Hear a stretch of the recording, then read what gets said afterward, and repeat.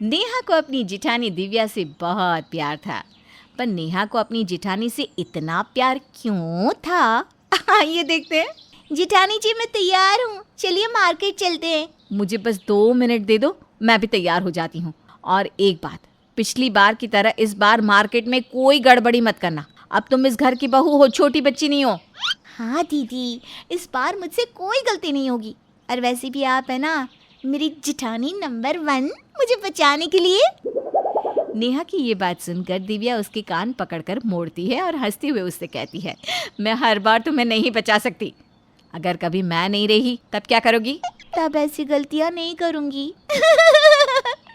अब दोनों देवरानी जेठानी मार्केट जाती हैं, जहां दिव्या घर के लिए सब्जी खरीदने लगती है, तो वहीं नेहा की नज़र आइसक्रीम वाले पर पड़ती है और वो जाकर आइसक्रीम वाले से आइसक्रीम ले लेती है और बिना उसे पैसे दिए वहां से जाने लगती है। जिस पर आइसक्रीम वाला भड़कते हुए नेहा पर चिल्लाता है और उससे कहता है, पागल औरत, इतनी बड़ी हो गई है और बच्चों की तरह आइसक्रीम लेकर चली गई। मेरे पैसे कौन देगा? अरे अंकल जी, आप इतना भड़क क्यों रहे हैं? मैं छोटी बच्ची नहीं हूँ जो आपके पैसे खा जाऊंगी, और मैं कहीं भाग नहीं रही थी, मैं पैसे लेने ही जा रही थी। झूठ बोलती है, मुझे बेवकूफ बनाने की कोशिश कर रही है। सोचा कि आइसक्रीम वाले के पास भीड़ है तो मुफ्त की आइसक्रीम ले लूंगी। तुम जैसी लालची औरतों को बहुत अच्छे से जानता हूँ, झूठ बोलना बंद कर। आइसक्रीम वाला भरे बाजार में नेहा को खरी खोटी सुनाने लगता है। नेहा आइसक्रीम वाले की बात सुनकर घबरा जाती है और उसकी बातों का जवाब नहीं दे पाती, पर दिव्या डरने वालों में से नहीं थी। वो जाकर आइसक्रीम वाले को 3 आइसक्रीम के पैसे देती है और कहती है, कुछ पैसे तुम्हारी आइसक्रीम के हैं और बाकी के बचे हुए पैसों से तमीज खरीद लेना, क्योंकि तुम्हें ना ही अपने ग्राहकों से बात करने की तमीज है और ना ही एक औरत से। उल्टा चोर कोतवाल को डांटे। अरे मेरे पैसे लेकर भाग रही थी, चोर को चोर नहीं कहूंगा तो और क्या कहूंगा? कान खोलकर सुन ले, वो कोई चोर नहीं, मेरी देवरानी है। उसका पर्स मेरे पास रह गया था और उसने तुमसे कहा था कि वो पैसे लेकर आ रही है, पर भीड़ इतनी ज्यादा थी कि तुम सुन नहीं पाए, इसलिए वो जल्दी में मेरे पास आ रही थी और तुमने उसे चोर समझ लिया। बिना पूरी बात जाने समझे किसी पर झूठा इल्जाम मत लगाया करो, और अगर आइंदा से मैंने तुम्हें इस तरह किसी भी लड़के से बदतमीजी करते हुए देख लिया ना, तो तुम्हारी कंप्लेंट कर दूंगी। पकड़ो अपने पैसे और बंद करो अपना मुंह, वरना तुम्हारा मुंह बंद करवाने का मुझे और भी तरीका पता है। दिव्या की बात सुनकर आइसक्रीम वाला शांत हो जाता है और चुपचाप पैसे रख लेता है। उसके बाद दिव्या नेहा को अपने साथ ले जाती है, जहां नेहा की आंखों में आंसू नहीं रुक रहे थे। बार बार अपनी देवरानी को छोटे बच्चे की तरह रोता देखकर दिव्या उससे कहती है, नेहा बस भी करो ना, और कितना रोगी? मैंने तुम्हारा बदला ले लिया ना उससे। दीदी, आप मेरा कितना ख्याल रखती हैं, बिल्कुल अपनी छोटी बहन की तरह, लेकिन मैं आपके लिए कुछ नहीं कर पाती। आप हमेशा मेरी गलतियों पर पर्दा डालती है और मुझे बचाती है। नेहा, इस बार तुम्हारी कोई गलती नहीं थी और मैं जानती हूँ तुम मुफ्त में किसी का कुछ नहीं लेती। तुम्हारी जरूर कोई मजबूरी रही होगी। अब मुझे ये बताओ, तुमने आइसक्रीम वाले को पैसे क्यों नहीं दिए और क्यों वहाँ से जाने लगी? अब जैसे ही दिव्या नेहा से ये सवाल करती है, वैसे ही नेहा और दिव्या की सास माला वहाँ आ जाती है। माला दिव्या की सारी बात सुन लेती है, जिस पर माला को नेहा पर बहुत गुस्सा आता है और वो बिना नेहा की बात सुने उस पर भड़कने लगती है। पता नहीं किस लड़की को मैं अपने घर की बहू बना कर ले आई। अरे नेहा बहू, मेरे घर की बहू है तू, ऐसी गलतियां क्यों करती है? अगर कोई इंसान इतना बेवकूफ कैसे हो सकता है? ऐसा तो नहीं कि वो आइसक्रीम वाला सच कह रहा था। और भला हो तेरी जिठानी का, जिसने हर बार की तरह तेरी गलतियों को छुपा लिया और तुझे बचा लिया। ना तूने तो आज कसम खा ली थी कि हमारी इज्जत को मिट्टी में मिला कर रहेगी। माँ जी, अब क्यों हमेशा आधी अधूरी बातों पर विश्वास कर लेती हैं? एक बार पूरी बात तो जान लीजिए। नेहा, बताओ क्या हुआ था? माँ जी, दीदी, मैं चोर नहीं हूँ और ना ही मैं मुफ्त का खाती हूँ। जल्दबाजी के चक्कर में मैं अपना पर्स घर पर भूल गई थी। दीदी सब्जी ले रही थी तो मैंने सोचा कि आज मैं दीदी को उनकी फेवरेट आइसक्रीम खिला दूँ, इसलिए मैंने अपने लिए और दीदी के लिए आइसक्रीम ले ली। आइसक्रीम लेते ही मैंने अपनी आइसक्रीम खानी शुरू कर दी और तभी मुझे याद आया कि मैं अपना पर्स तो घर पर ही भूल गई हूँ। क्योंकि मैंने आइसक्रीम खा ली थी तो पैसे लेने के लिए दीदी के पास जाने लगी, पर उस आइसक्रीम वाले को गलतफहमी हो गई और वो बाजार में मेरे ऊपर भड़कने लगा। देख लिया माँ जी, मैंने कहा था ना, नेहा की कोई गलती नहीं है, ज़रूर कोई वजह रही होगी। नेहा, तुम घबराओ मत और रोना बंद करो। अब सब ठीक है ना? और माँ जी, आप भी सख्ती से पेश आना बंद कर दीजिए। हमेशा की तरह आज भी दिव्या नेहा को अपनी सास के गुस्से से बचा लेती है और उसकी गलतियों को भी नज़रअंदाज कर देती है।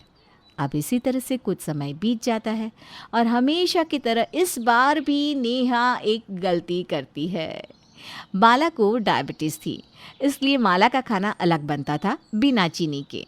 ऐसे ही एक दिन नेहा घर में सभी के लिए खीर बनाती है। अपनी सास के लिए भी वो शुगर फ्री खीर बनाती है, पर गलती से नेहा अपनी सास को चीनी वाली खीर दे देती है, जिस वजह से माला की तबीयत बिगड़ जाती है। माँ जी, क्या हुआ आपको? आपको इतनी घबराहट, बेचैनी और चक्कर क्यों आ रहे हैं? बहू, मेरी तबीयत ठीक नहीं लग रही, मुझे डॉक्टर के पास ले चल जल्दी। दीदी, मुझे लगता है माँ जी का शुगर बढ़ गया है, तभी माँ जी की तबीयत इतनी ख़राब हो गई। पर माँ जी का शुगर लेवल इतनी जल्दी कैसे बढ़ सकता है? माँ जी तो समय पर अपनी दवाई लेती हैं और हम भी माँ जी के खाने पीने का कितना ख्याल रखते हैं। कल रात को भी हमने माँ जी के लिए अलग से बिना शुगर की खीर बनाई थी। माँ जी ने तो ज़रा सा भी मीठा हाथ नहीं लगाया। अब जैसे ही खीर की बात दिव्या करती है, नेहा को याद आता है कि माला की खीर तो वैसी की वैसी ही रखी है।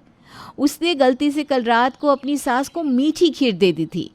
अब जैसे ही नेहा को ये बात याद आती है, वो पसीने से लथपथ हो जाती है और घबराने लगती है। दिव्या जैसे ही नेहा को डरा सहमा देखती है, समझ जाती है कि नेहा ने फिर से कोई गलती की है।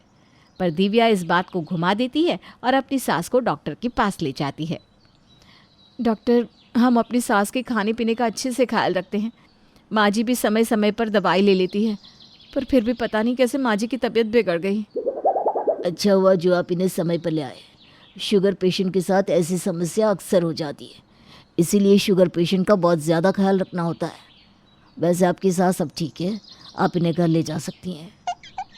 जैसे ही माला ठीक होती है, दिव्या उन्हें घर ले आती है। अपनी सास को सही सलामत देख नेहा की जान में जान आती है और वो लंबी सांस लेती है। तभी नेहा को डांटते हुए दिव्या कहती है, नेहा, तुम ऐसी गलती कैसे कर सकती हो? अगर माँ जी को कुछ हो जाता तो? अरे तुम्हें याद कैसे नहीं रहा कि माँ जी को शुगर है? दीदी, मैंने कुछ भी जानबूझकर नहीं किया। मैंने हम सब के लिए कटोरी में खीर निकाली थी, माँ जी की खीर भी अलग से निकाली थी, पर सारी कटोरियाँ सेम थी ना, इसी वजह से माँ जी की खीर हमारी कटोरियों के साथ मिक्स हो गई। सच में नेहा, लापरवाही की भी हद होती है। आखिर मैं कब तक तुम्हारी गलतियों को छुपाती फिरूंगी और तुम्हें बचाती रहूंगी? वो तो शुक्र है कि माँ जी को इस बात की भनक तक नहीं पड़ी। अगर आज उन्हें पता चल जाता कि उनकी तबीयत खराब होने के पीछे तुम्हारा हाथ है, तो वो तुम्हें छोड़ती नहीं, मरती बाद में, पहले तुम्हें मारती। मुझसे गलती हो गई दीदी, मुझे माफ़ कर दो। आप भी परेशान हो चुकी हैं मुझे बचा बचा कर, पर मैं वादा करती हूँ अब से मैं ऐसी गलती कभी दोबारा नहीं करूँगी। नेहा आज बहुत उदास और दुखी थी, क्योंकि उसकी वजह से उसकी सास की तबीयत खराब हो गई थी। नेहा का उतरा चेहरा देखकर दिव्या को बहुत दुख होता है और वो उसकी सारी गलती माफ़ कर देती है और उसे हंसाने की कोशिश करती है। मैंने कुछ ज़्यादा ही कह दिया ना आज? देवरानी जी, जिठानी जी को माफ़ कर दो। देखो, एक बात ना हमेशा याद रखना, तुम कभी अकेले नहीं हो, मैं हमेशा तुम्हारे साथ हूँ। अब हंस भी दो ना, माँ जी भी तो ठीक है अब। मैं जानती हूँ दीदी, आप मेरी जिठानी नंबर 1 है, आप इसी तरह से मुझे हमेशा बचाएंगी, पर फिर भी मैं आपसे वादा करती हूँ अब मैं गलतियाँ नहीं करूँगी। इतना बोलकर नेहा मुस्कुराती है और अपनी जिठानी के गले लग जाती है।